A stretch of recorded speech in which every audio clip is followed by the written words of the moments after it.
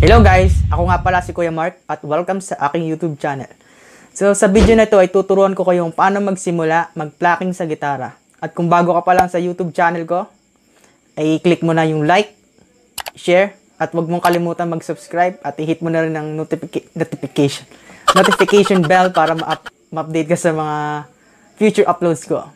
So, ayun, huwag natin patagalin to. In 3, 2, 1, let's go! Okay, so, ang una nating gawin na meron tayong gitara. Siyempre, meron tayong sariling gitara kasi kakailanganin natin to sa pang-araw-araw na practice.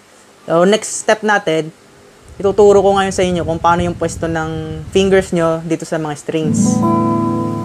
Unang-una, kailangan alam nyo kung ano ang note ng bawat isang string. So, sasabihin ko sa inyo ha. So, sa 6th string natin, syempre, ito yung lower E. And then, sa 5th string, ito yung A. And then, sa 4th string, ito yung D. And then, next, ang susunod naman, ang 3rd string is G. Tapos, yung sumunod, yung 2nd string is B. And then, last, yung higher E. Pansin nyo ba guys, may lower E and higher E. Kasi, kung mapapansin nyo, di ba sa mga kanta, kung saan nyo inumpisahan yung chords or yung chord, dun di siya matapos. Okay? So, ayun. Share ko lang. Tapos, sa turo ko sa inyo kung saan yung mga pwesto ng daliri nyo. So, sa thumb natin, ito yung mga string na pupwesto. Yan, ganyan.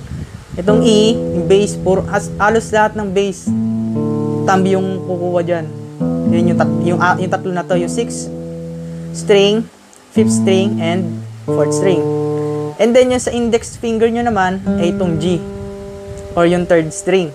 And then next, yung 2nd string or yung B string sa middle finger nyo naman. And then last, yung lower E or yung 1st string, ay yung higher E or 1st string sa ring finger nyo. Pwede rin naman guys, kung saan kayo mas komportable, pwede rin naman pati itong pinky nyo, gamitin nyo na rin. Pero medyo, ano nga lang yan, madalang ko kasi gamitin to eh. Mas ito yung ginagamit ko yung pang ano lang to, pang support lang yung pinky. So, ganito ang mangyayari nyan. Bali, thumb, tapos, index, middle, and ring finger. Yan. Ano kasi ito, mas mahalaga to guys na ganito yung pwesto kasi ano to eh, hindi nyo nakakailanganin pa ng mga tabs, ganyan. Kahit sa sarili nyo, pwede kayong makapag-plucking pagkapagsanay na kayo. Halimbawa, ayan, sa G. Tignan nyo. Oh. Bali, ito yung pinapang-plucking ko yung hinlalaki ko dito sa tatlong bass. And then, pagdating sa 3rd string, yung index. Then, yung sa 2nd, yung middle. And then sa 1st, yung ring finger. Diba? Tapos sa D, ganun ulit. Basta lahat ng bass, ang tatarbaho dyan yung hinlalaki. Tapos E minor, tapos C, diba? Pababa, pataas lang. Kayo nang bahala kung anong maganda yung timpla. Oo. Ang mahalaga lang, naka-tempo din kayo sa paglipat ng chord. Yan.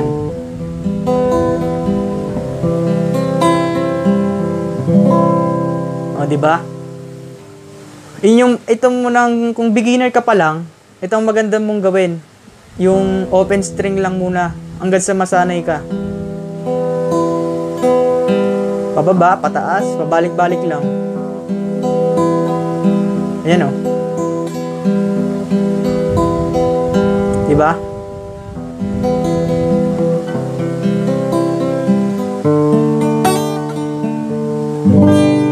Yun. Kakayanin mo na mag-plucking or tumbugtog ng plucking sa gitara kahit na yung kanta ay strumming version. Kasi yun lang din naman yung chord niya eh. Nagkakatalo lang talaga sa pagtugtog. Isang skill yan. Sa skill mo sa pagtugtog ng gitara. Kaya pag nasanay ka, pwede mo na rin siyang, yung ano tawag dito, yung parang pinagsasabay-sabay mo siya. Na yung flap ata tawag doon. Kaya comment nyo lang sa baba kung anong tawag doon sa ganun. Di ba? Tapos, ito pala guys, sabihin ko pa yung, halimbawa sa G, syempre dapat, buo nyo siyang ipa-flap lahat ng string sa taas, pababa. Ngayon, pag naka-D kayo, syempre yung D string, ang ipa-pluck nyo lang, hindi pwede A. Kaya mahalaga to na ano guys alam nyo talaga yung kada isang string. Kasi mahalaga yan, hindi nyo pwedeng hindi alam. Kasi hindi nyo pwedeng i-pluck yung A string, tapos naka-D chord kayo. Nagpapangit yung tunog nyan. Halimbawa yung A, nag-iiba siya, hindi siya buong D major. Kailangan talaga D lang. Kaya sa E minor, halos buo lang din. Tapos C. Dito lang din sa C. Yan, mas mahalaga yan talaga. Kaya mas maganda sa ulado nyo yung kada bawat isang string.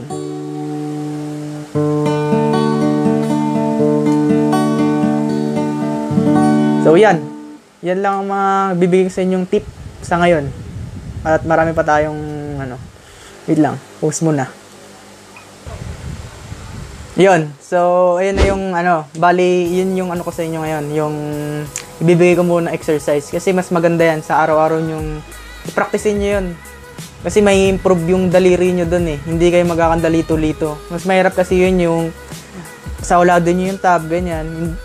Kumbaga, dun lang kayo nakatuon sa mga number na yan, ganyan. Hindi nyo alam yung mismong nota nung sa bawat pagtipan ng gitara. Kaya, mas maigi na, na practicein yun, yung tinuro ko kanina.